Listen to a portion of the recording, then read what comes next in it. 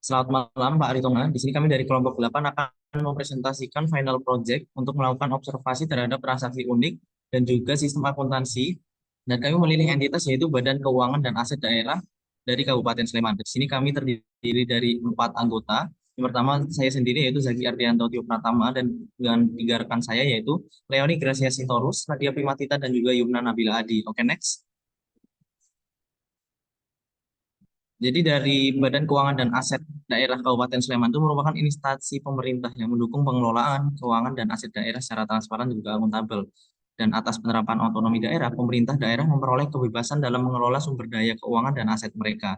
Dan di sini terdapat alamat dan juga cuplikan dokumentasi yang telah kami lakukan ketika observasi di BKAD Sleman, dan di bagian kanan ada struktur organisasi dari BKAD. Oke, next.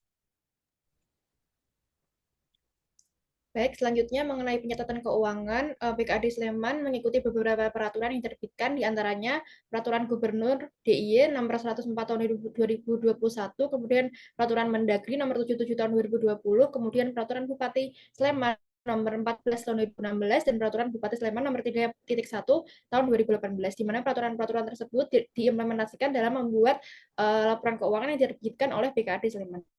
Boleh next. Oke, selanjutnya untuk klasifikasi dan kodifikasi keterangan nomenklatur sendiri diatur dalam Peraturan Menteri Dalam Negeri Nomor 90 Tahun 2019. Nah, di sini kodifikasi BKD Kabupaten Sleman sendiri adalah sebagai berikut. Kemudian di sini angka 5 yang di depan itu menunjukkan bahwa BKD Kabupaten Sleman merupakan entitas penunjang dalam urusan pemerintahan daerah. Selanjutnya, 02 di sini menunjukkan bahwa urusan yang ditangani oleh BKD Kabupaten Sleman adalah urusan keuangan. Selanjutnya di sini untuk Badan Akuntansi sendiri, BKD Sleman ini mengikuti Peraturan Bupati Sleman Nomor 21.1 Tahun 2014. Nah, di sini ada 8 klasifikasi kode akun seperti biasa. Kemudian di sini beberapa ada dalam tabel adalah beberapa akun yang terkait dengan transaksi penerimaan pendapatan sewa retribusi dan juga penerimaan PBB. Dan next. Nah, di sini untuk alur transaksinya sendiri dibagi menjadi dua, yaitu BKD Sleman selaku SKPD dan juga selaku PPKD. Nah, di sini pertama-tama selaku SKPD, kemudian alur transaksinya adalah pertama, bendahara penerimaan sendiri akan menyiapkan bahan atau data-data dari wajib retribusi untuk dicatat dalam buku folio peminjaman aset daerah dan juga Google Calendar. Nah, selanjutnya eh, akan diteruskan kepada pengadministrasian yang menerima uang dari wajib retribusi dan membuat surat ketetapan retribusi daerah, serta membuat surat tanda setoran dan mengajukan tanda tangan kepada administrasi umum di kelompok pengadaan aset. Kemudian di pengadministrasian umum ini akan mengoreksi surat tanda setoran dan akan mengembalikannya kepada bendahara penerimaan apabila terdapat kesalahan. Selanjutnya, jika tidak, surat tanda setoran tersebut akan dilanjutkan dan ditandatangani oleh pihak Bank BPDDIY selaku penampung kas daerah. Nah, selanjutnya akan dilanjutkan lagi untuk disusun laporan rekapan kekayaan daerah atas aset yang dilakukan oleh bidang aset setiap bulannya. Selanjutnya, nah, kemudian di sini adalah beberapa dokumen yang terkait dengan transaksi pendapatan sewa retribusi aset.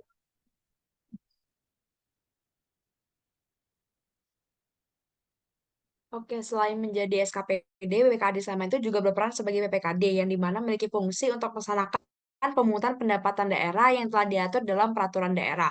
Dalam konteks retribusi, setelah BKD selaku SKPD memungut retribusi daerah melalui bendahara penerimaan, SKPD itu wajib menyetor penerimaan pendapatannya dari rekening tampungan ke kas umum daerah, di mana paling lambat disetorkan 1 kali 24 jam hari kerja setelah penerimaan retribusi.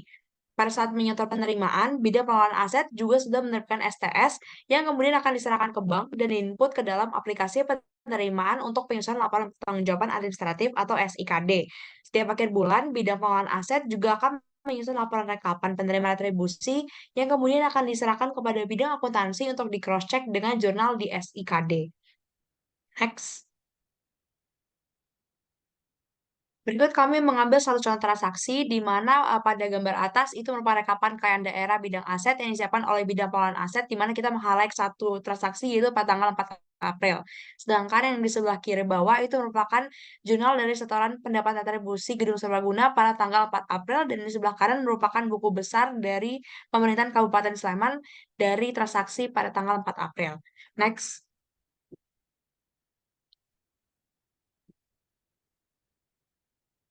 Selanjutnya kami juga melakukan analisis kritis di mana tata cara pelaksanaan pemungutan retribusi daerah BKD Sleman itu menyesuaikan dengan Peraturan Bupati Sleman Nomor 16 Tahun 2015.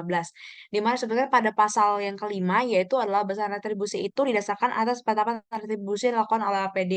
Jadi dalam BKD Sleman itu sudah menetapkan besaran retribusi berdasarkan Peraturan Bupati Sleman Nomor 45.1 Tahun 2021 tentang peninjauan kembali tarif retribusi pemerintahan daerah, di mana sudah jelas ditampilin secara jelas yaitu tarif retribusi dari masing-masing jenis kekayaan daerah.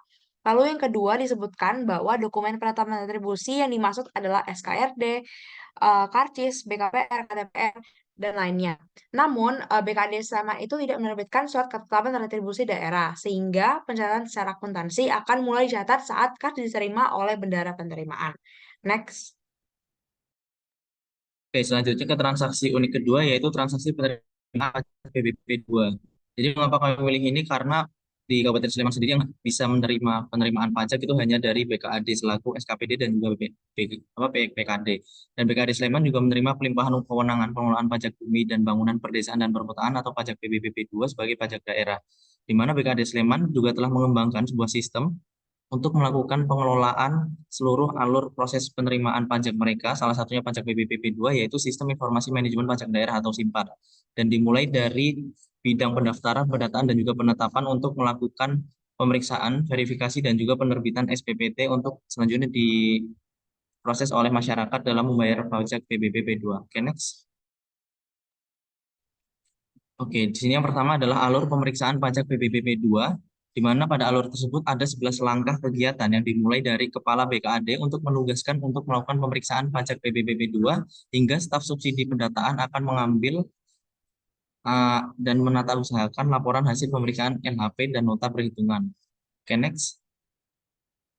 Dan alur transaksi yang kedua yaitu alur transaksi penerimaan pajak PBBP 2, di mana dimulai dari peneliti yang akan menerima surat tugas penelitian piutang PBBP 2 serta diakhiri dengan surat ketetapan penghapusan piutang PBBP 2. Oke, next. Dan alur pertama kita mulai dari penerbitan SPPT secara massal di awal tahun. Dan kegiatan penerbitan SPPT secara massal di awal tahun menandakan sistem yang digunakan dalam pengeluaran PBBP 2 adalah official assessment, di mana jurnal dicatatkan ketika BKAD mengeluarkan surat perintah pemberitahuan pajak terutang atau SPPT. Dan jurnalnya adalah di debit, yaitu piutang PBB, dan di kredit adalah pendapatan PBB LO. Contoh SPPT-nya ada pada di gambar bagian kanan. Oke, next. Dan langkah kedua yaitu penyampaian SPPT PBBP 2 kepada kelurahan, buku, dan juga wajib pajak, di mana BKAD akan menyampaikan SPPT melalui kelurahan yang akan disalurkan kepada masyarakat, di mana dalam penyampaian SPPT PBBP 2 kepada masyarakat tidak terdapat jurnal yang dicatatkan karena tidak dianggap sebuah transaksi. Oke, next. Baik, selanjutnya masuk alur ketiga, di mana BKAD juga melayani pelayanan terhadap perubahan SPPT, yang mana terdapat beberapa jenis layanan, di antaranya terdapat mutasi subjek utuh, mutasi subjek pecah, mutasi subjek gabung, pembatalan SPPT, pengurangan, dan juga keberatan, di mana layanan-layanan ini dapat diakses dengan melakukan pengisian formulir yang tersedia di BKAD Sleman. Nah, layanan ini dapat dilakukan secara individu maupun kolektif dengan melalui persetujuan kelurahan setempat dan dilengkapi persyaratan sesuai dengan peraturan yang telah berlaku. Boleh next. Selanjutnya masuk ke alur keempat, yaitu ketika wajib pajak akan melakukan pembayaran atas SPPT yang telah diterbitkan, yaitu wajib pajak dapat melakukan pembayaran melalui beberapa bank mitra, kemudian juga dapat melalui bagian keuangan yang tersedia di duku atau kelurahan masing-masing, ataupun melalui scan barcode yang tersedia pada SPPT, dan memilih metode pembayaran dapat melalui M-Banking atau melalui beberapa e-commerce. Boleh next. Nah, di sini masih pada alur yang sama, di mana BKAD akan mencatatkan penerimaan atas PBBP 2, yang mana jurnalnya terdapat 2 jurnal, yaitu jurnal finansial dan jurnal anggaran, di mana jurnal finansialnya mendebit kas di bendara penerimaan dan mengkredit piutang PBB, sedangkan jurnal anggarannya mendebit perubahan sal dan mengkredit pendapatan PBB LRA. Boleh next. Selanjutnya masuk ke alur kelima, di mana yaitu penyetoran pendapatan ke kas daerah, di mana BKAD itu berfungsi sebagai SKPD dan juga PPKD. yang mana akan mengakui transaksi tersebut dengan dua jurnal, yaitu yang pertama transaksi penyetoran ke rekening kas daerah sebagai SKPD, jurnalnya yaitu mendebit RKPPKD dan mengkredit kas di bendahara penerimaan. Selanjutnya, boleh next. Sedangkan sebagai fungsi PPKD, BKAD akan mengkredit kas di kas daerah dan mengkredit RK SKPD untuk transaksi yang sama, yaitu penyetoran rekening ke kas daerah. Oke, selanjutnya ini berikut merupakan dokumen yang bisa kami dapatkan ketika melakukan observasi ke BKAD Sleman. Yang pertama ada surat pemberitahuan objek pajak, next. Lalu ada dokumen lain yaitu surat catatan pembayaran, pembetulan SPPT, SKP ataupun STP, mutasi objek atau subjek, lalu formulir permohonan keberatan PBB, next. Lalu ada surat permohonan pengurangan PBB, lalu surat permohonan keberatan NJOP, next. Formulir permohonan pengurangan denda administrasi PBB, surat pernyataan besarnya penghasilan, dan formulir isian anggota pensiunan. Next. Baik, setelah melakukan analisis, kami menemukan beberapa kelebihan dan kekurangan. Yang pertama, kelebihannya itu adalah SKD yang adaptif terhadap perubahan regulasi dan SOP yang terkait, terdapatnya sistem helpdesk yang responsif. Lalu selanjutnya itu SKD mengakomodasi transfer data dari Simpat dan memiliki menu untuk koreksi baik untuk belanja maupun pendapatan. Sedangkan untuk kekurangannya yaitu adalah terdapat keterlengkapan dokumen di mana BKAD Sleman tidak menerbitkan surat ketetapan retribusi daerah dan SKD hanya menyediakan pelatihan ulang penggunaan sebaik 1 kali di awal tahun sehingga transfer pengetahuan masih minim. Next. Baik, setelah melakukan analisis terhadap transaksi-transaksi pada BKAD, kami dapat melakukan kesimpulan bahwa BKAD itu merupakan instansi yang melakukan pengelolaan keuangan dan aset daerah, diantaranya itu mengelola retribusi dan juga pemungutan atas PBB 2, di mana pengelolaannya mengadaptasi teknologi informasi, yaitu dengan menggunakan SIKD dan juga Simpat.